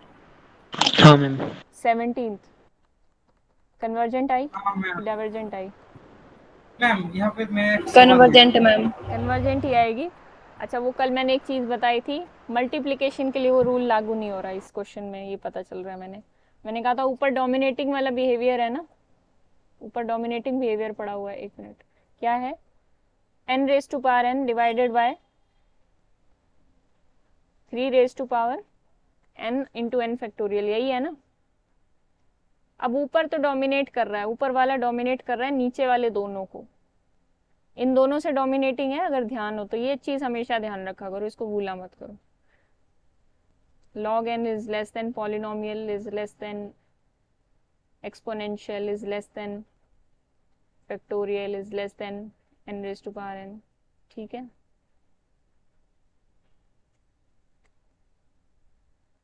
तो ऊपर वाला नीचे वाले दोनों को डोमिनेट कर रहा है, लेकिन ये मतलब नहीं है कि इसका सीरीज डाइवर्ज कर जाएगी। ठीक है, हमने इस क्वेश्चन से ऑब्जर्व कर लिया, मैंने कहा था उसमें मुझे डाउट भी लग रहा है। लेकिन अगर ऊपर एक डोमिनेटिंग पड़ा है और नीचे वाले से मतलब डोमिनेट कर रहा है ऊपर वाला, तब पक्की बात है कि एक एक पड़े हैं ना, तब तो पक्की बात है कि ऊपर वाला डाइवर्ज करा देगा। इसको आप चेक करो, अभी आपके पास टाइम है, ऐसे रिजल्ट मत रट लो। हर चीज जो मैं बोलती हूँ उसको अपने लेवल पे चेक किया करो, तभी उसको कंफर्म किया करो। कोई भी मैं 110% गारंटी लेके कोई चीज़ नहीं बोल रही हूँ, हर चीज़ को टेस्ट किया करो, तभी आपका कॉन्फिडेंस भी बढ़ेगा खुद चीज़ें आप करके देखोगे तो। ठीक है, तो ये वाली डाइवर्जेंट हो जाएगी, इस केस में डाइवर्जेंट बनेगा। इस केस में कन्वर्जेंट बन रहा है, क्योंकि नीचे वाला फिर भी ऊपर वाला डोमिनेट कर रहा है नीचे वाले दोनों को, लेकिन नीचे 2 की मल्टीप्लीकेशन है। अब 2 की मल्टीप्लीकेशन है तो हो सकता है मल्टीप्लाई करके ऊपर वाला को डोमिनेट कर दे नीचे वाली। ठीक है, तो ये सब चीजें हमें देखनी पड़ेगी। तो ये अच्छा एग्जाम्पल था आपकी नॉलेज के लिए, सिंपल क्वेश्चन था, 2006 में आया हुआ है। 18th क्वेश्चन थोड़ा सा प्रूफ वाइज जाना पड़ेगा इसमें। इन्होंने कह रखा है कि डबल सीरीज है, m और n दोनों पे समेशन चल रहा है, summation fmn is convergent and उसका सम ये दे रखा है। मतलब जब n पे समेशन चल रहा है तो सम am है। जैम में जो न्यूमेरिकल टाइप का क्वेश्चन होता है उसमें नेगेटिव मार्किंग रहता है मैम? न्यूमेरिकल टाइप में नेगेटिव मार्किंग नहीं होती, सिर्फ सिंगल करेक्ट क्वेश्चन में नेगेटिव मार्किंग होती है। मल्टीपल करेक्ट क्वेश्चन में भी नेगेटिव मार्किंग नहीं होती, यानी मल्टीपल सिलेक्ट क्वेश्चन जो होते हैं उनमें भी नेगेटिव मार्किंग कभी नहीं होती, ना उसमें पार्शियल मार्किंग होती है। आप उसमें 10 मिनट लगा के ऑप्शन लगा रहे हो एक दो और आपका ऑप्शन गलत हो गया तो आपको मार्क्स नहीं मिलेंगे, कटेंगे नहीं लेकिन मिलेंगे भी नहीं। ऐसा नहीं है कि 2 ऑप्शन अगर सही थे आपने एक लगा दिया तो आपको आधे मार्क्स मिल जाएंगे, ऐसा नहीं होता। जब तक पूरा क्वेश्चन सही नहीं होगा तब तक पूरे मार्क्स नहीं मिलेंगे, कोई आधे अधूरे मार्क्स नहीं मिलते। ठीक है, ये है सीरीज। देख लेते हैं प्रूफ। वैसे ऐसे क्वेश्चन आते नहीं है वैसे प्रूफ वाइज। ये सीरीज गिवन है और इन्होंने बोल रखा है कि इस सीरीज का सम am है, यानी ये सीरीज इस तरीके से लिख सकती हूँ मैं am। फिर फर्दर इन्होंने बोल रखा है कि इस सीरीज का सम l है, यानी इस सीरीज का सम इन्होंने l बता रखा है। और हमें प्रूफ क्या करना है लास्ट में जाके कि कोई, एक बार मैं स्टेटमेंट देख लूँ आपको भी दिखा देते हैं। इन्होंने बोल रखा है कि ये है जो मैंने लिखा उतना बोल रखा है, फिर नीचे लिखा है prove that for every n, ये जो डबल सीरीज है जिसमें अब m वेरी कर रहा है वो कन्वर्जेंट होगी।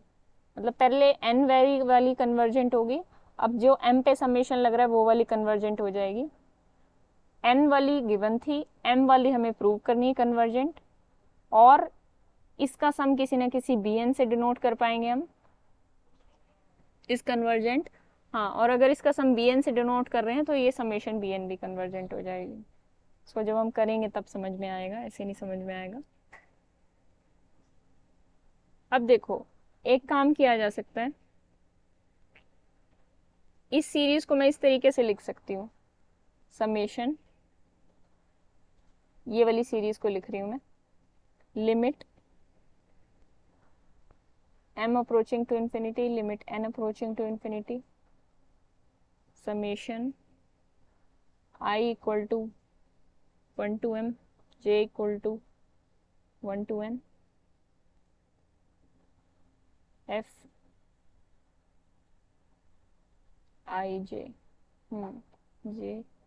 j पे पहले लग रहा है ना समेशन n। ठीक है, इस सीरीज को मैंने इस तरीके से रिप्रेजेंट कर दिया, सम को फाइनाइट कर दिया और फिर पीछे limit N approaching to infinity लगा दी। ठीक है, लिमिट्स इंटरचेंज भी हो सकती हैं, कोई प्रॉब्लम नहीं है क्योंकि कन्वर्जेंट सीरीज है। तो ये बड़ी दिक्कत है।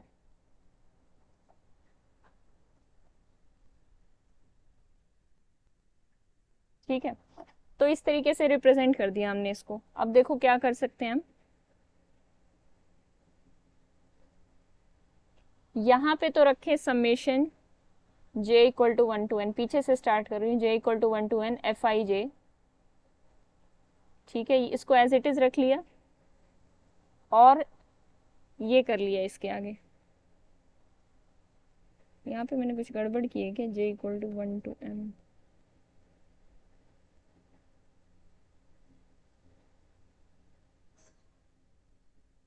किस सीरीज का सम bn दे रखा था वो भी हमें देखना पड़ेगा, लिख लेना प्रूफ साथ साथ।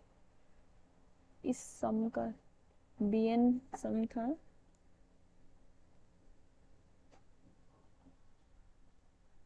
ठीक है।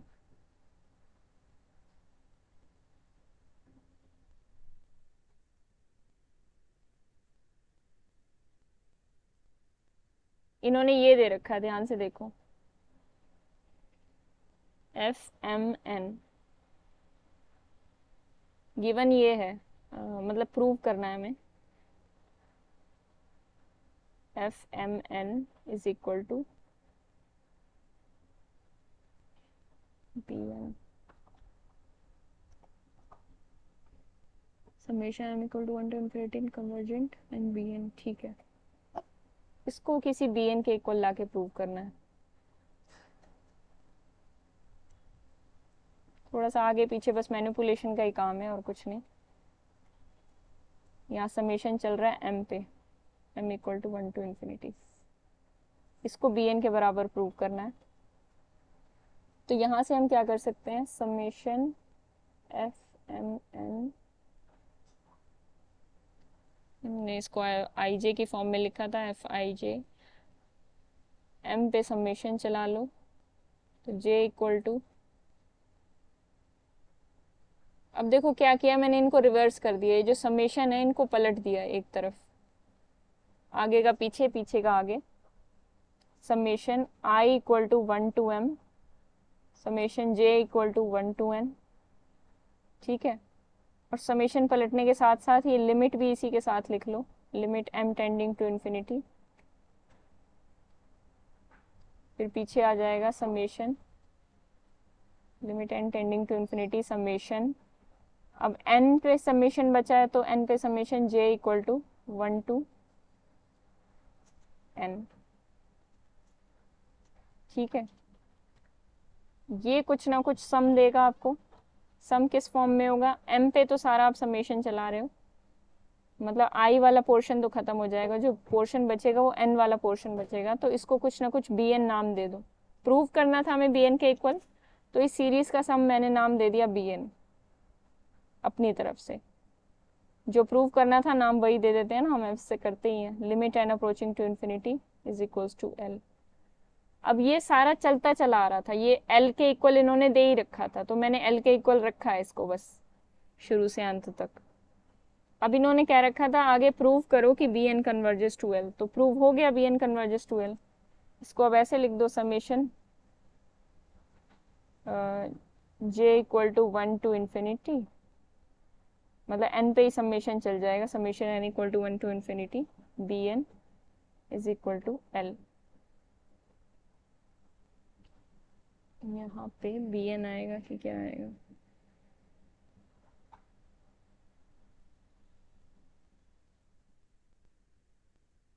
ठीक है वो थोड़ा देख लेना सब्सक्रिप्ट्स का, तो यहाँ से प्रूव हो जाएगा। मतलब कुछ नहीं है, बस आगे पीछे करके लिखनी थी टर्म्स, देखने में थोड़ा कंफ्यूजिंग सा लग रहा होगा, बस थोड़ा आगे पीछे मैनिपुलेट करनी थी टर्म्स को। बिल्कुल सिंपल से लॉजिक की बात कर रखी थी 18th में, कुछ ऐसा नहीं था।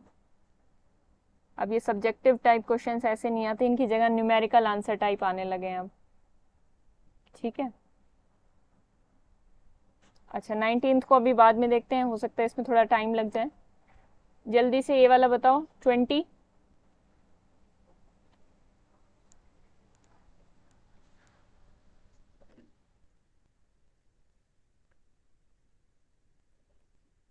कहाँ चले गए? 20 समझ में आया इन्होंने बोल क्या रखा है? सब सीक्वेंस लेकर एक सीरीज बनाई और उसे कन्वर्जेंट बोलने को कह रहे हैं ये। और यहाँ पे अच्छी बात ये है कि नॉन नेगेटिव टर्म की सीरीज है, ठीक है, नॉन नेगेटिव रियल नंबर्स की सीरीज है और इसके सब सीक्वेंस लेकर एक नई सीरीज बनाई गई। मैम वो भी तो convert कॉन्वर्ज हो जाएगा। वो भी तो कन्वर्ज हो ही जाएगा, सिंपल कौन लॉजिक सा अगर प्रूफ देखा करना जाए। है? 9th नंबर में, 9th नंबर, मतलब अभी मैम 9 नंबर है वो, 9 नंबर है। मतलब उस क्वेश्चन का मार्क्स मार्क्स 9 है। 9th marks. अच्छा 9 मार्क्स का। तो इसका एक मैम सेकेंड, ये तो प्रूफ लिखना पड़ेगा ना, वो प्रूफ का मैं आइडिया दे देती हूँ, समझ ये जाओगे। तो हो रहा है इसको। देखो, एक आपकी ए एन टाइप की है सीरीज, ये कन्वर्जेंट दे रखी है, ठीक है, एन पे यहाँ पे समेशन चल रहा है, इसको आप लिख सकते हो। देखो नॉन नेगेटिव टर्म की सीरीज की खास बात क्या होती है, रीअरेंजमेंट पड़ा है हल्का फुल्का, A1 plus A2 plus A3 plus A2 so on. अच्छा, नॉन नेगेटिव टर्म की सीरीज की खास बात ये होती है, इसमें चाहे मैं A1 plus A2 plus A3 लिख दूं या A2 plus A4 plus A3 plus A1, मतलब किसी भी तरीके से टर्म्स की रीअरेंजमेंट अगर कर दी जाए तो ये जो रीअरेंजमेंट वाली सीरीज होती है, इसका सम अगर एस था तो रीअरेंजमेंट वाली टर्म की सीरीज का सम भी एस आता है। ये नॉन नेगेटिव टर्म की सीरीज की अगर खास नॉन बात है। नेगेटिव होता है तो अगर नॉन नेगेटिव होता है, अगर नेगेटिव टर्म की सीरीज है तो क्या होता है, इसका एक सबसे अच्छा एग्जांपल देखो ये है। अगर आप इस सीरीज की बात करते हैं तो आप इसको कन्वर्जेंट नहीं बोलते, नॉट कन्वर्जेंट बोलते हैं। नॉन नेगेटिव टर्म की ऐसी सीरीज है जो नॉट कन्वर्जेंट है। इसके टर्म्स को कुछ अलग तरीके से अरेंज कर दिया जाए तो इसको कन्वर्जेंट भी बनाया जा सकता है, डाइवर्जेंट भी बनाया जा सकता है। वैसे कहने को ये ऑसिलेटिंग टाइप का बिहेवियर रखती है, पर देखो दो तरीके से इसको अरेंज करते हैं। एक तो ऐसा तरीका कर लिया, 1 माइनस 1 ब्रैकेट लगा दी, प्लस 1 माइनस 1 ब्रैकेट लगा दी, प्लस 1 माइनस 1 ब्रैकेट लगा दी, डॉट डॉट डॉट। अब इसमें क्या हो रहा है, ब्रैकेट वाला ऑपरेशन आपको पहले परफॉर्म करना है, तो 1 माइनस 1 यानी 0 प्लस 0 प्लस 0 प्लस 0, ये बनेगा इसका सम, ठीक है, समझ में आ गया? तो यानी ये कन्वर्जेंट सीरीज हो जाएगी। हाँ मैम। रीअरेंजमेंट का मतलब है आप पहले किसका सम करना चाह रहे हैं उस तरीके से अरेंज कर देना। ब्रैकेट के अंदर 3 टर्म्स भी अरेंज की जा सकती थी, टर्म्स को आगे पीछे कर देना, ब्रैकेट्स में अरेंज कर देना, ये होती है रीअरेंजमेंट। टर्म्स को उठा के अलग अलग तरीके से अरेंज कर देना। और इस तरीके से अगर हम अरेंज करते 1 plus 1 minus 1 plus 1 plus 1 minus 1 plus 1 plus 1 minus 1, देखो क्या किया है, 2 1 वाली टर्म्स उठाई है, एक 1 माइनस 1 वाली उठाई, 2 1 वाली उठाई, एक माइनस 1 वाली उठाई, उठा सारे रहे, माइनस 1 वाली भी उठा के सारी ही रखी जाएंगी क्योंकि वो भी काउंटेबल टर्म्स हैं, ये भी काउंटेबल टर्म्स हैं। इससे क्या हो जाएगा, 1 plus 0 plus 1 plus 0 plus 1 plus 0, इस तरीके की सीरीज बनेगी। अब ये 1 कितने टाइम्स रिपीट होगा, इनफाइनाइट टाइम्स, तो आपका सम क्या आ जाएगा, इनफाइनाइट। मतलब इसी सीरीज से एक इनफाइनाइट सम भी दिलवा दिया गया और एक फाइनाइट सम भी। लेकिन ये तभी पॉसिबल हो पाता है रीअरेंजमेंट से सम इधर उधर करना, फाइनाइट इनफाइनाइट, जब सीरीज ऑसिलेटिंग टाइप की हो, यानी नॉन नेगेटिव टर्म्स की ना हो। नॉन नेगेटिव टर्म्स में आप कुछ नहीं कर सकते, आगे पीछे कुछ भी करेंगे, क्योंकि पॉजिटिव टर्म्स होंगी एक तरीके से, या जीरो या पॉजिटिव टर्म्स होंगी। अब उस पर आप चाहे ब्रैकेट लगाओ, बॉड मास लगाते रहो, ब्रैकेट में कुछ टर्म्स कर दो, कुछ भी कर दो, सारे ऑपरेशन एडिशन में होंगे, सारे पॉजिटिव नंबर्स या जीरो ही ऐड होंगे, तो वो ऐड करके हमेशा एक ही सम देंगे, उसकी रीअरेंजमेंट करने का कोई फायदा नहीं है पॉजिटिव या नॉन नेगेटिव टर्म की सीरीज का। तो अगर मैं समेशन एन को ऐसे लिख दूं, समेशन एन के ए एन के, जो हमने सब सीक्वेंस बनाई थी, ठीक है, ये बात क्लियर है, प्लस ऐसे एलिमेंट्स जो एन के टाइप के नहीं है, अपनी भाषा में लिख देती हूँ, नॉट एन के टाइप के सीक्वेंस नंबर्स। इनके सम में लिखा जा सकता है। मैंने क्या किया, पहले उठा के इनको इकट्ठा कर दिया, रीअरेंजमेंट किया मैंने इस नॉन नेगेटिव टर्म की सीरीज का। पहले इस टाइप के नंबर्स उठा लिए, फिर इस टाइप के नंबर्स उठा लिए जो नॉट एन के हैं। फॉर एग्जाम्पल से समझो इस बात को, कि अगर आपकी सीक्वेंस थी ए एन और आपने इसकी सब सीक्वेंस बनाई ए टू एन, तो आप समेशन ए एन को कैसे रिप्रेजेंट करोगे, summation A to N plus summation, मतलब ए टू एन वाले इकट्ठे करके पहले लिख दी, यानी यहाँ ब्रैकेट लगा दिए, रीअरेंजमेंट कर दी, ठीक है। और फिर A to N plus one वाले टाइप के ऐसे लिख दिए, या A to N minus one. Clear है ये बात?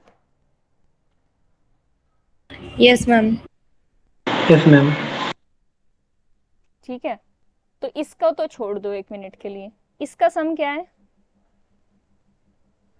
फाइनाइट है, कुछ ना कुछ ऐसा आएगा। इसका हमें फाइनाइट प्रूव करना है, ठीक है। तो आप इस सीरीज में, इस सीरीज का कुछ भी सम हो, इसमें कुछ ना कुछ नॉन नेगेटिव टर्म की सीरीज ऐड कर रहे हैं, तो ये जो एडिशन होगा, ये कुछ ना कुछ कोई दो नंबर्स को ऐड करके एक फाइनाइट नंबर आ रहा है, तो ये नंबर क्या होगा, ये जो भी नंबर हो S1, तो S1 भी तो फाइनाइट ही आएगा। बस हम फाइनाइट ही प्रूव करना चाहते हैं इस टर्म के, इस सीरीज का सम, ठीक है ना। दो नंबर्स का सम फाइनाइट आ रहा है, तो इसका मतलब दोनों नंबर्स फाइनाइट ही होंगे। हाँ मैम। ठीक है, इसमें यही था बस, और कुछ नहीं था। इसके बाद 21 तो सिंपल ही था।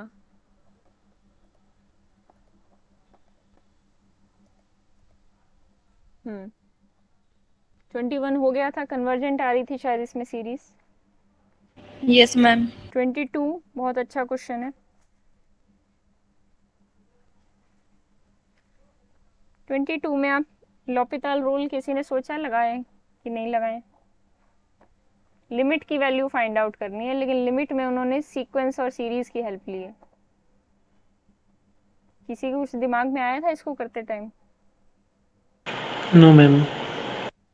तो अब दिमाग में डालो, अभी हमारे पास टेस्ट में तो दिन है, फिर हम इसको दोबारा डिस्कस कर लेंगे। लिख लो, नोट कर लो कौन कौन से एक दो क्वेश्चन रह गए हैं, को दोबारा डिस्कस कर लेंगे। मैं चाहती हूँ आप लोग करो अपनी तरफ से, बहुत अच्छा क्वेश्चन है। पहले तो आप S N by A N निकालना ना। एस एन क्या है, A one plus A two plus A N.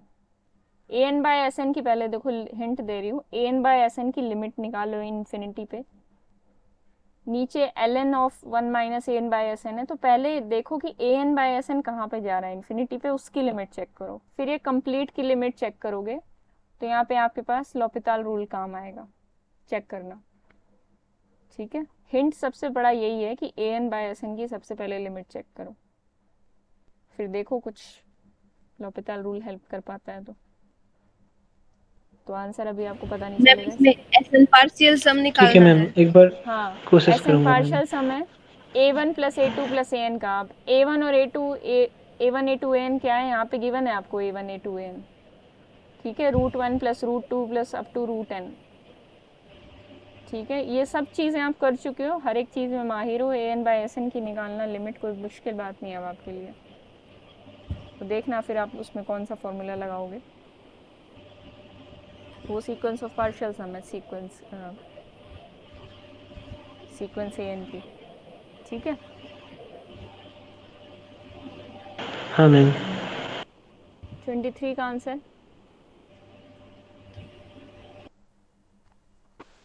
23 का आंसर तो कंफर्म हो गया था हमारा, शायद 1/4 आ रहा है, मैं कंफर्म कर देती हूँ। Yes ma'am. हाँ मैम। मैम ये तो वही बन जाएगा, summation n equal to 2 to infinity 1 upon वैसे n ही इनटू बन n जाएगा। Square minus 1। ठीक है, इसका आंसर वही आएगा। सीक्वेंस के भी चैप्टर में अगर कुछ क्वेश्चन बचे हैं तो ट्राई कर लो, बचे हुए हैं 4-5 क्वेश्चन मुझे हाँ लगता है। मैम, 4-5 क्वेश्चन अटक गया है मैम। तो नहीं मतलब जो सीरीज वाले थे वो ट्राई कर लो, बाकी ओके मैम। सीरीज वाले जो भी बचे हुए थे सीक्वेंस वाले चैप्टर में मैम एक सीक्वेंस बार वाले में एक प्रॉब्लम हो रहा था। क्या प्रॉब्लम हो रहा था? मतलब मैम आप वो वाला डिस्कस करेंगे? वो वाले जो क्वेश्चन अभी सीक्वेंस के रहते हैं वो डिस्कस कर लेते हैं 15-20 मिनट।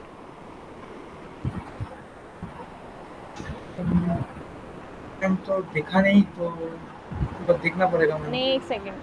30 के बाद जो मैम वो क्वेश्चन थे, वाला 30 के बाद हमारे डिस्कस करने रहते थे शायद 31 के बाद। हाँ वो मैम तो मैंने मैम वो मैंने किया है मगर उसमें 2-3 मेरे फोन नहीं हो पाया। मतलब जो ma'am hmm infinity to the power 0 वाला होता है उसमें वो मेरे को। लॉग लेके कर हाँ लिया मैम। करो ना सॉल्व, दोनों साइड लॉग लो। हाँ मैम, मैं तो सोचा इन्फिनिटी नहीं। रेज टू पावर 0 आपसे ये कहना चाहता है कि आप इसको आगे लाके 0 इंटू इन्फिनिटी बनाओ, फिर इसको नीचे लाके इन्फिनिटी बाय इन्फिनिटी या 0/0 कुछ भी ऐसा बनाओ। Okay infinity ma'am. Raise to power 0 तो कभी सॉल्व नहीं तो होगा। 0 टू द पावर इन्फिनिटी वो भी तो वो तो ऑलरेडी ये हो जाएगा। 0 टू द इन्फिनिटी, तो 0 में चला जाएगा हाँ, अगर 0 टू द इन्फिनिटी तो नहीं होता है डिटरमिनेट फॉर्म, ये होता है। नहीं होता मैम। मगर ma'am 1/n to the power n जो भी होगा वो तो 0 में ही कन्वर्ट करेगा। उसमें तो सोचने वाले कोई बात नहीं है। पता नहीं भाई, मुझे तो याद भी नहीं रहती इंडिटरमिनेट फॉर्म, मेमोरी बड़ी कच्ची है मेरी। ठीक है, करो ट्राई फिर। एक ओके का मैम आपने हो कर जाएगा। लिए, मैंने का आपने सीक्वेंस हाँ के, मैम जो क्या बोला? सीक्वेंस वाले क्वेश्चन थे, सीक्वेंस वाले प्रीवियस नो ईयर मैम मैंने क्वेश्चन है, नहीं किया। तो ट्राई करो सीक्वेंस का चैप्टर कल कंप्लीट करके आओ। लास्ट में आधे ठीक घंटे है में मैम। इसको करेंगे और कल से पावर सीरीज स्टार्ट करेंगे। Okay ma'am. अच्छा, पावर सीरीज का एक अलग से चैप्टर है जो मैंने पीडीएफ दिया है, उसमें से पावर सीरीज के क्वेश्चन करने हैं, बहुत सारे क्वेश्चन हैं उसमें, 25-30 होंगे। ठीक है, और सीक्वेंस सीरीज का तो कहाँ चैप्टर मैम, है ही। पीडीएफ ड्राइव में? नहीं, ड्राइव में नहीं है, जो टेलीग्राम पे दिया था, ड्राइव पे मैं ऐड कर दूंगी, भूल गई थी मैं। वो नहीं दिया था, हार्ड क्वेश्चन नाम से कुछ था, हाँ हाँ मैम। उसको साथ साथ ट्राई करते रहो। मैं जो जो टॉपिक करा रही हूँ उसमें साथ साथ करते रहो, सीक्वेंस सीरीज हो गया उसको भी कर लो साथ में। ठीक है। और मैम कुछ पूछना था आपसे। हम्म, बोलो। मैम आपने जो एचसीयू का जो फॉर्म भेजा है उसको हम्म, फिलअप करना है? आपकी मर्जी, ये कर दो फिलअप, अगर आपको लगता है तैयारी है तो एग्ज़ाम देने में क्या बुराई है। एग्ज़ाम डेट मैंने चेक नहीं किया, पता नहीं कोई पूछ भी रहा था ग्रुप में। वेबसाइट का लिंक है, वहाँ जाके आप सब कुछ चेक कर सकते हो, वहाँ पे फीस वगैरह सब कुछ सामने ही लिखी हुई है। फोकस अपना देख जैम लूँ। रखो, लेकिन एग्ज़ाम देने में कोई बुराई नहीं है, अच्छा एग्ज़ाम होता है उनका। आपको लगता है कि आप कुछ तैयारी है आपकी तो एग्ज़ाम भर दो फॉर्म, आपको अपना तैयारी पोटेंशियल भी तो मतलब पता तो चलना चाहिए। हाँ मैम तैयारी तो मतलब ये जो हो रहा है इसमें ही। हम्म, तो और मैम फ्राइडे और एक आपने यूट्यूब का भेजा है हाँ, वो मेहनत ने वो मांगा क्या? था सबको भेज दिया। पता नहीं, वो सर ने भेजा था एक बार ग्रुप में, तो फिर आप लोग मांगने लगे तो मैंने कहा भेज देती हूँ मैं भी ग्रुप में। देखी तो मैंने खुद भी नहीं है अभी खोल के, तो आप लोगों को भेजा तो मैंने कहा मैं भी देख लूँगी, टाइम लगेगा जब, देख लेना, और मैम हाँ मैम और मोटिवेशन मैम मिलेगी। फ्राइडे से लिनियर शुरू होगा? फ्राइडे से मोस्ट प्रोबेबली शुरू हो जाएगा, पहले ही हो जाए तो अच्छी बात है, नहीं तो फ्राइडे से तो हो ही जाएगा। मतलब मैम सीरीज के बाद ही वो हो जाएगा शुरू? सीरीज के बाद ही होगा, पावर सीरीज के बाद 2-3 दिन पावर सीरीज में लगेंगे, उसके बाद शुरू हो जाएगा लीनियर। आप ही करेंगे तो मैम? हाँ हाँ, मैं ही कराऊंगी, अभी तक तो सब कुछ मैं ही कराऊंगी। और मैम मतलब वो एक साथ चलेगा अलजेब्रा और